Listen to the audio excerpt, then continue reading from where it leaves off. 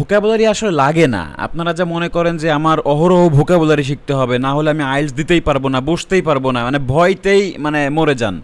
তো এই বিষয়টা আমি একটু ক্লিয়ার করি যে ভোকাবুলারি আসলে এত বেশি লাগে না, আমি যেটা বলি। কারণ দেখেন যে ইংলিশ একটা ল্যাঙ্গুয়েজ, ঠিক আছে, ইংলিশ ল্যাঙ্গুয়েজ মনে করেন একটা সমুদ্রের মতো, মানে মহাসমুদ্র। আর যদি আমি আইএলটিএসের কথা বলি, এটা জাস্ট একটা পুকুর। তাহলে কোথায় সমুদ্র আর কোথায় পুকুর আপনি পাশে রাখেন, সমুদ্রের পাশে পুকুরটা রাখেন, দেখাই যাবে না। তার মানে বিষয়টা এরকমই। আপনি যদি এখন মনে করেন যে আইএলটিএস মানে ইংলিশ ল্যাঙ্গুয়েজ, তাহলে আপনাকে মানে আপনি সমুদ্রের ভিতরে পড়ে গেলেন, মানে আপনি আর সাঁতার কেটে বাড়ি যেতে পারবেন না, ঠিক আছে। এখন আপনি যদি পুকুরে থাকেন, সাঁতার কেটেই কিন্তু আপনি এপার ওপার মানে ঘুরে আসতে পারবেন। সো আমি এটাই বোঝাতে চাচ্ছি যে আইএলটিএস হচ্ছে একটা লিমিটেড সেক্টর, আপনারা এটা বানিয়ে ফেলেছেন মানে মহাসমুদ্র, ঠিক আছে, আপনাদের ধ্যান ধারণা এটাই বলে। এখন আমি আইএলটিএসের ভোকাবুলারি যেটা বিষয়টা হচ্ছে এটা খুব লিমিটেড, এবং কিছু কিছু ভোকাবুলারি আপনাকে শিখতে হবে। আইএলটিএসের ভোকাবুলারি আপনাকে শিখতে হবে, কিন্তু আহামরি কিছু না, নির্দিষ্ট কিছু ভোকাবুলারি শিখবো আমরা, যেগুলো ব্যবহার করে আমাদের স্পিকিং রাইটিং একদম ইজিলি আমরা সলভ করতে পারি, ঠিক আছে। দেখেন, কিন্তু ভোকাবুলারি কোথা থেকে শিখবো, কিভাবে শিখবো, মানে পড়লে তো মনে থাকে না, মানে মাথায় তো থাকে না, আমি পড়বো কেন? তাহলে আমি বারবার পড়তেছি একটা জিনিস ভুলে যাচ্ছি, বারবার পড়তেছি ভুলে যাচ্ছি। তো এই বিষয়টা নিয়েই আজকে আমি ভিডিওটা করছি, যে কিভাবে আপনারা এটা মনে রাখবেন। তো দেখেন, ভোকাবুলারি মুখস্থ না করে মাথায় ঢোকানোর মেথড 4D শ্যাডোয়িং বলা হয় একে, ঠিক আছে। এটার আমি নাম দিয়েছি 4D শ্যাডোয়িং। তাহলে এই 4টা ধাপ, আমি আপনাকে 4টা ধাপ শেখাবো। ভাষা গিলে ফেলার গোপন কৌশল আমি আজকে শেখাবো, 4টা ধাপে কিভাবে আপনারা ভোকাবুলারি রপ্ত করবেন। তো দেখেন যে স্টেপ 1, প্রথম ধাপটা কি? প্রথম ধাপ হচ্ছে daily dialogue dump. Daily dialogue dump, আমার সঙ্গে বলেন, ডেইলি ডায়লগ ডাম্প। তো প্রতিদিন একটা করে ছোট ইংরেজি ডায়লগ বা কনভারসেশন নিতে হবে, যেমন আইএলটিএসের একটা কিউ কার্ড নিতে পারেন, ঠিক আছে। এখন আইএলটিএসের কিউ কার্ড নিলে আপনি এইখান থেকে যত ভোকাবুলারি পাবেন, সাপোজ নতুন নতুন শব্দ পাচ্ছেন, এগুলো আলাদা করে কপি করে ফেলবেন বা লিখে ফেলবেন, খাতায় লিখে রাখবেন, ঠিক আছে।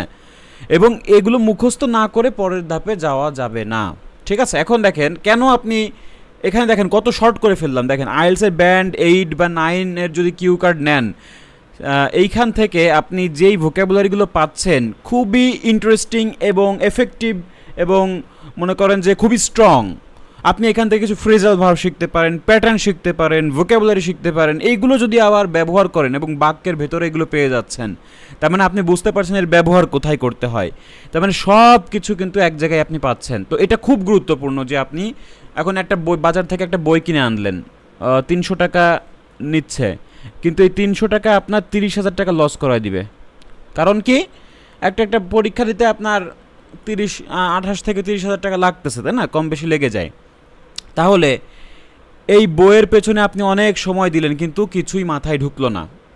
আর যদি আপনি নিজে রিসার্চ করে করে বের করেন, এটা আপনি যাই শিখেন না কেন, অল্প শিখলেও কিন্তু ওটা কাজে দিবে, ওটা মনে থাকবে।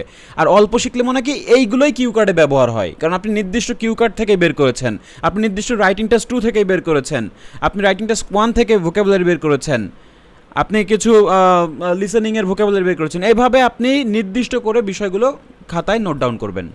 তো আমি আসলে 1000 ভোকাবুলারি শিখবো না, আমার 1000 ভোকাবুলারি শেখার দরকার নেই। আমি 10টা ভোকাবুলারি শিখবো। আমি 10টা ভোকাবুলারি শিখবো, এমনভাবে শিখবো যেগুলো এই 10টা ভোকাবুলারি ঘুরিয়ে পেঁচিয়ে আমি এগুলোই খাওয়াই দিব এক্সামিনারকে, ঠিক আছে। ওইগুলোই যখন খাওয়াবো ওর পেট ভরে যাবে, তখন আমার নাম্বারটা এমনিতেই সে দিতে বাধ্য থাকবে। সো আমি কি করব, আমি সব কিছু শর্ট করব। আমার 1000 থেকে আমি 10-এ নেমে আসলাম, কিন্তু আমি কাজের কাজ করব, ওই 10টা আমাকে ব্যবহার করতে হবে। আপনি সাপোজ স্পিকিং এক্সাম দিচ্ছেন, মাত্র 10 মিনিটের এক্সাম, আপনি কি 100 ভোকাবুলারি ইউজ করতে পারবেন না? ওইখানে আপনি 10টা ইউজ করতে পারেন। ওই 10টা দেখেই আপনাকে বুঝে যাবে যে এই ছেলের দম কত। স্বর্ণ যদি কিনতে যান, স্বর্ণ বিভিন্ন ধরনের হয়। সনাতন পদ্ধতির স্বর্ণর দাম আছে, তারপরে আপনার 18 ক্যারেটের আছে, 22 ক্যারেটের আছে, 24 ক্যারেটের আছে। তো দেখেন যে ক্যারেট বলতে কি, 24 ক্যারেট হলো সর্বোচ্চ ক্যারেট, এখানে কোনো খাদ নেই। আমরা এই 24 ক্যারেটের ভোকাবুলারি শিখবো। এগুলো এক একটা সোনা, এগুলো ইউজ করলে আমাদের মানে কোনো খাদ নেই। আপনি যদি 22 ক্যারেট বা 18 ক্যারেট ব্যবহার করেন, 22 ক্যারেটও চলে, কিন্তু 18 ক্যারেট যদি ব্যবহার করেন দেখবেন যে খাদে ভরা, ঠিক আছে। এগুলো তো ইয়ে করলে বেশি একটা দাম দিবে না, আপনাকে মূল্যায়ন করবে না, ঠিক আছে। তাহলে এর পরেরটা আমরা দেখি যে স্টেপ 2 কি। স্টেপ 2 হচ্ছে voice shadowing with emotion. Voice shadowing with emotion. What is voice shadowing with emotion? আমি একটু ক্লিয়ার করি। এর রহস্যটা আমি একটু ভাঙি, যে এটা হচ্ছে আপনার ডায়লগটা নিজে 5 বার আগে আবেগ দিয়ে বলা, যেমন রাগে বলা, আনন্দে বলা, হতাশে বলা, গর্ব ইত্যাদি মিশিয়ে বলা। এখন এই ইমোশন দিয়ে যখন আপনি বলবেন মস্তিষ্কের ভেতরে এগুলো গেঁথে যাবে, এটা সাইকোলজিক্যালি প্রমাণিত। ঠিক আছে, যত বেশি অভিনয় তত বেশি শব্দ ঢুকবে। মানে আপনি যদি একটা শব্দের সঙ্গে অঙ্গভঙ্গি না করেন বা ওইটার ইমোশন না দেন, তাহলে ওটা আর মনে থাকবে না, বেশি দিন মনে থাকবে না। ঠিক আছে, সাময়িক, আপনি ওই 3 ঘন্টা পর ভুলে যাবেন। তো এইভাবে আপনি একটা বিষয়কে 5 বার বিভিন্ন আবেগ দিয়ে বলেন। ঠিক আছে, রাগের সময় আপনি কিভাবে বলতেন, আনন্দের সময় এটা কীভাবে বলতেন, হতাশার সময় কীভাবে বলতেন, গর্বের সময় কীভাবে বলতেন, এগুলো বলেন, চেষ্টা করেন। ঠিক আছে, দেখবেন যে ওটা মনে থাকবে। এখন দেখেন যে মানুষের এগুলোই মনে থাকে। সাপোজ আপনি রাস্তা দিয়ে হেঁটে যাচ্ছেন, কেউ আপনাকে হঠাৎ করে রাগ করে কিছু বললো, ওটা আপনার মনে থাকবে। ঠিক আছে, কিন্তু এমনি হেঁটে চলে গেলে কি মনে থাকবে? থাকবে না। তো এই হচ্ছে বিষয়, আপনি এগুলো মনে থাকবে আপনার। ঠিক আছে, এগুলো হচ্ছে আপনার ভয়েস শ্যাডোইং উইথ ইমোশন। ইমোশনটা আপনাকে ব্যবহার করতে হবে, না হলে ভোকাবুলারি আপনি ইজিলি ভুলে যাবেন। তো দেখেন, ভোকাবুলারি আমাদের লাগবে কিন্তু লিমিটেড, বাট এগুলো শিখে কীভাবে মনে রাখতে হয় সেটাই আমি বলছি। এরপরে আরও একটা মেথড আছে, স্টেপ 3, অর্থাৎ ট্রিগার ম্যাপিং। ট্রিগার ম্যাপিংও কিন্তু খুব গুরুত্বপূর্ণ একটা ধাপ, কারণ এটা যদি এখন দেখেন হয়তো বলবেন যে এটা এরকম করে কয়টা শিখবো, বাট এইগুলো এক একটা, আমি তো বললাম আগে থেকে যে আমি 10টা শিখবো, 10টাই আমার কাজে দিবে। তো আপনি দেখেন প্রতিদিন নতুন শব্দের জন্য একটা ট্রিগার সিন বানাতে হবে আপনাকে। যেমন ফ্রাস্ট্রেটেড, এই শব্দটা দিয়ে আপনি একটা বিষয় কল্পনা করবেন বা ভাববেন যে আপনি এক্সামে ভালো করতে পারছেন না, বা মক টেস্টে দিয়ে আপনার রেজাল্টটা খারাপ আসতেছে বারবার। এখন টিচার এটা দেখে কি হয়? ফ্রাস্ট্রেটেড, মানে আপনার উপরে বিরক্ত। তো এই বিষয়গুলো একটু মনে রাখবেন যে ফ্রাস্ট্রেটেড মানে টিচার বিরক্ত হয়ে গেছে, মানে এই ভোকাবুলারি আর কখনো আপনি ভুলবেন না। আর অথবা আপনি নিজের মতো কোনো চিত্র আপনি কল্পনা করে দেন, একটা শব্দের সঙ্গে একটা ইমোশন কল্পনা করে নেন। ঠিক আছে, তাহলে দেখবেন যে ওইটা আপনার মনে থাকবে। এটাই হচ্ছে ট্রিগার ম্যাপিং। ঠিক আছে, এই দৃশ্য মাথায় শব্দটা গেঁথে রাখতে সাহায্য করবে, একটা দৃশ্যের সঙ্গে একটা শব্দ। এটাই জাস্ট বোঝাতে চাচ্ছি, স্টেপ 3। আচ্ছা, 4 নাম্বার হচ্ছে রিভেঞ্জ ইউজ, প্রতিশোধ। ঠিক আছে, আপনাকে তো প্রতিশোধ নিতে হবে। প্রতিশোধ নিলে দেখবেন যে ওইটা অনেক দিন মনে থাকে। ঠিক আছে, যেমন রিভেঞ্জ ইউজটা একটু খুলে বলি, যে শিখে রাখা প্রতিটা শব্দ দিয়ে স্পিকিং রাইটিংয়ে জোর করে 3টা বাক্য লেখা বা বলা। ঠিক আছে, এটা হলো প্রতিশোধ, যে তুই আমার মাথায় ঢুকলি, এখন আমি তোকে কাজে লাগাবো। আমি ওকে শুধু শুধু শোকেসে সাজিয়ে রাখবো না, ও শোকেসে সাজিয়ে রাখলে ওগুলো জং ধরে যাবে। দেখেন, আপনি যদি এটা কাজে লাগান তাহলে এটা আপনার মানে ধার হবে।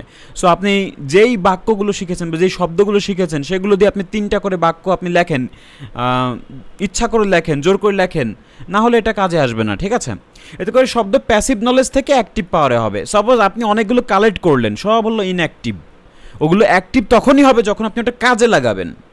ঠিক আছে, ওটা যখন আপনি লিখবেন। আর যদি আপনি শুধু ওটা মানে গোছায় রাখেন, গোছায় রাখলে এই প্যাসিভের মতো মানে মাথায় আসবে, মানে মাথায় মানে এমনি জানেন কিন্তু মানে আসবে না, মানে বের হবে না।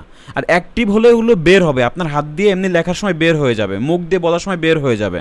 ঠিক আছে, আর প্যাসিভ হলে কোনো লাভ নেই, আমি শুধু কালেক্ট করলাম কিন্তু অ্যাক্টিভ করতে পারলাম না। সো এটা আসলে কোনো লাভ নেই। সো রিভেঞ্জ ইউজটা কাজে লাগাতে হবে। আপনি এখন টেকনোলজির সাহায্য নিতে পারেন, যে একটা বাক্য বা একটা শব্দ আপনার জানা আছে, ওটা দিয়ে আপনার ভোকাবুলারি সেন্টেন্স মেক করতে পারছেন না, তাহলে একটু গুগলের সাহায্য নেন, চ্যাট জিপিটির সাহায্য নেন, যে এই ওয়ার্ড দিয়ে আমাকে 3টা বাক্য লিখে দাও, এভাবে কিন্তু হয়ে যায়। তো দেখেন যে এরপরে হচ্ছে আমি বলবো যে এই মেথডে 1 মাসে কি হবে? আসলে অনেকের হাতে সময় কম, 1 মাস সময় থাকে, যাদের হাতে বেশি সময় তো ভালো। দেখেন 30 দিনে 30টা ডায়লগ আপনি জোগাড় করেন বা কিউ কার্ড জোগাড় করেন, প্রতিদিন 8টা করে নতুন শব্দ, 240টা শব্দ যদি আপনি শিখে ফেলেন, আপনার মাত্র এখানে আপনি 40টা ব্যবহার করবেন। এক্সামে কি 40টা ব্যবহার করবেন।